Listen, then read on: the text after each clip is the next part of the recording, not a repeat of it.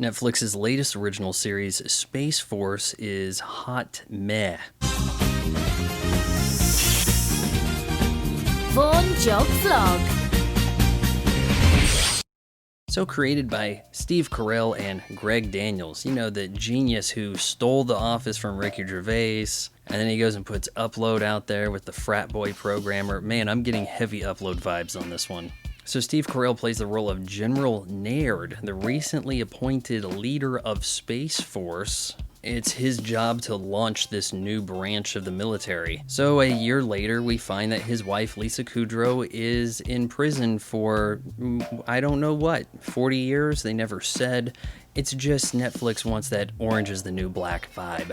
General Naird also has a piping hot teenage daughter played by Diana Silvers, who is the breakout star of this series, though breakout I don't know what you can get into because we can't make movies outside of the MCU now. Well, there's also live-action Disney remakes. Getting hot Jew-West Julia Roberts vibes on this gal, though the least realistic part of the whole show is when she throws a party and no one shows up.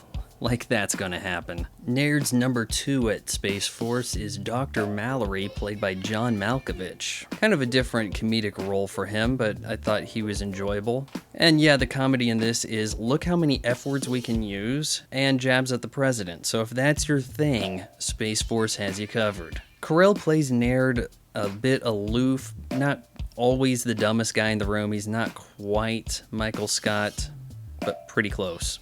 With pepper hair. You know, other than Mallory and Naird, I don't see a whole lot of growth for these characters or much interest for what could befall them. Hell, at one point, Hot Daughter gets whisked away by some meth heads to a party. They do absolutely nothing to her. No one touches her, and yet she needs to be rescued. As she wheels away on a bike, they chase her in ATVs. Heck, maybe they were going to offer her a ride back to town. It's no Kim Bauer and the Mountain Lion, but please develop your scenes, you lazy hacks. I guess the central plot of most of the season is dueling it out with the Air Force. So Evan Almighty has a rivalry with Truman Show's fake best friend. I mean, look, you're in charge of the Air Force. You really want to do stuff to usurp the Space Force and take it over? So what? Is it not enough to run the Air Force? You want more responsibility? Oh, but then the Chinese get involved and they head to the moon, so the Space Force has to go there. And the show looks good for,